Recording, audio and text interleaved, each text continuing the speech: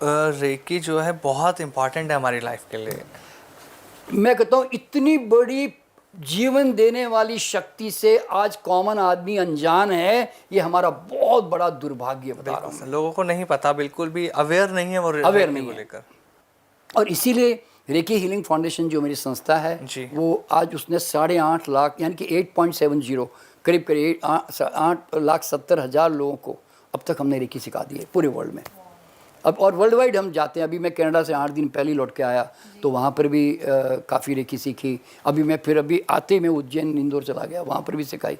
तो लोग अब सीख भी रहे हैं और बहुत यूज़ भी कर रहे हैं। अब तो खैर बहुत फैल चुकी, क्यों मालूम है, अब रेकी जो है पतंजलि यूनिवर्सिटी बालकृष्ण रामदेव जी के यहाँ पे, वहाँ पर एक 6 महीने का diploma course with parapsychology and reiki वो डेवलप हो चुका है ऑलरेडी। और ऑल इंडिया मेडिकल इंस्टीट्यूट में हमारा वार्ड खुलने वाला है रेकी का। हाँ जी, वो भी तैयार हो गया है। खाली स्पेस के लिए वो चल रहा है, सर्च चल रही है कि कहाँ कौन सी रूम यूज़ करें। तो आप ज़रा सोचिए कि अब धीरे धीरे, और वैसे तो वर्ल्ड वाइड मेडिकल रिसर्च भी चल रही है, सर्जन यूज़ करते हैं अपने हीलिंग में, वहाँ पे नर्सेस को सिखाया जा रहा है। लेकिन तो अब धीरे धीरे ना अब इसकी वैल्यूएशन बनने लगी है और लोग इसको समझने लगे हैं वास्तव में। तो जो जैसे कि आपने बताया सर, रेकी की जो आपने बात की, रेकी हम सबके लिए ज़रूरी है। डे टू डे लाइफ में भी हमारे लिए क्या काम करेगी रेकी? देखिए, रेकी जो है ना सिर्फ ये खाली सेल्फ फीलिंग अदर्स फीलिंग तक सीमित नहीं है। इसमें 5 तरह के लेवल्स होते हैं। जब हम सेकंड एडवांस लेवल में जाते हैं ना, तो हम जितने हमारी जो इंट्यूशन, थर्ड आई, सबकॉन्शियस माइंड, ये सब चीज़ें सीखते हैं।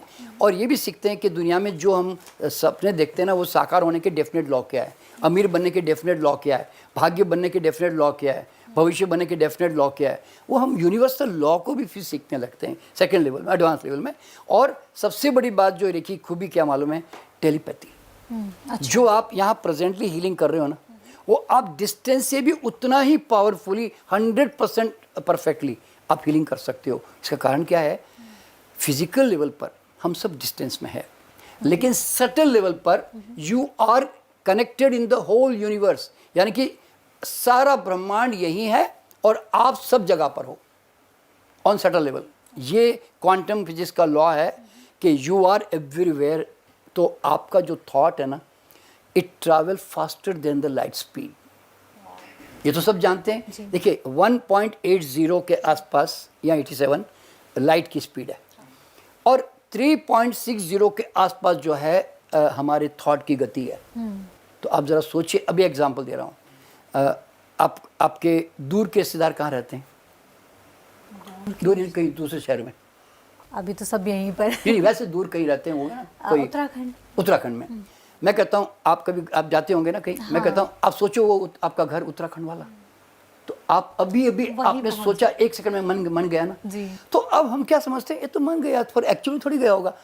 नहीं, the moment your thought goes energy goes, यानी कि कुदरत का नियम क्या है क्वांटम फिजिक्स का, कि वेयर एवर में mind goes energy goes there. तो आपका माइंड, आपने कहा चंद्रमा, तो चांद के साथ आपकी कनेक्टिविटी हो गई एक्चुअल में। हालांकि मैं इसको साइंटिफिकली प्रूव करता हूँ, मैं बताया ना, मैं साइंस के बिना काम नहीं करता कभी।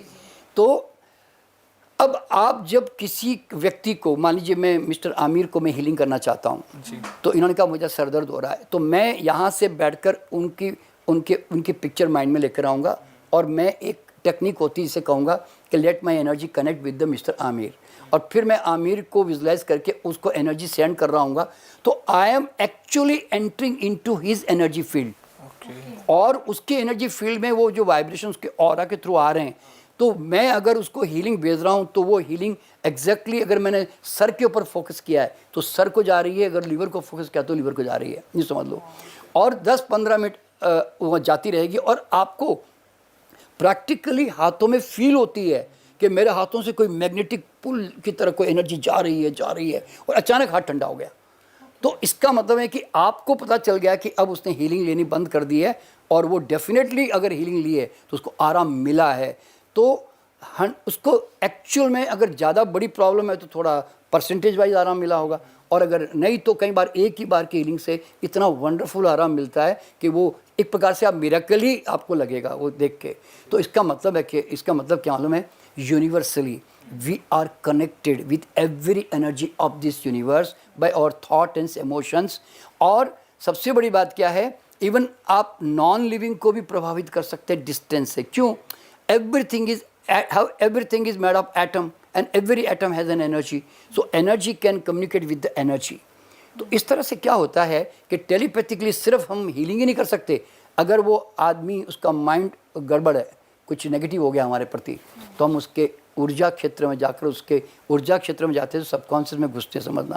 तो अगर मैं प्रोजेक्शन कर रहा हूँ कि आप मुझे प्यार करते हैं, आप मुझे, मेरे लिए पॉजिटिव है, आप मुझे फेवर कर रहे हैं, तो you can change his mind even. I am telling you. क्यों? You have power to communicate with him. और अगर आप कोई अगर एक एनवायरमेंटल गड़बड़, घर में वास्तु की गड़बड़ आ गई है, तो you can change the energy of that house also from distance. Even कोई प्रॉब्लम जीवन में आ गई है, तो नेचर का लॉ क्या है, हर चीज़ विपरीत का सिद्धांत, कि everything has an opposite in this universe. तो रेकी कहती है कि भाई अगर एक 10 फीट की लकड़ी खड़ी हो गई है, तो तुम 15 फीट की लकड़ी खड़ी करके उसको छोटा कर दो. ये सिद्धांत है. तो रेकी का कमाल ये है कि you can create an opposite energy and you can मतलब उसकी जो इंटेंसिटी है प्रॉब्लम की, वो आप ख़त्म कर सकते हो या बिल्कुल कम कर सकते हो.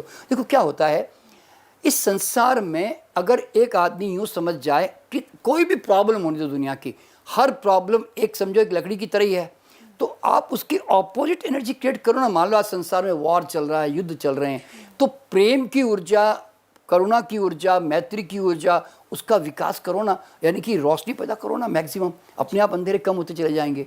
तो सिद्धांत ये है कि create the opposite, that's all. तो रेकी ये सिखाती है. इसलिए रेकी अगर कोई कर गया मेरे साथ में, कम से कम वो ज़िंदगी में कभी किसी से जाके मांगेगा नहीं, किसी के पीछे भागेगा नहीं, कभी डरेगा नहीं, और भगवान से तो मांगेगा ही नहीं. जैसे लोग कहते हैं ना, हे भगवान मुझ पर कृपा कर दे, तो भगवान ऊपर से हंस के कहता है, कृपा करके भेज दिया बेटा 100%, तू अपने आप पे कृपा कर. तो अल्टीमेटली ह्यूमन को अपने आप पे कृपा करनी होती है.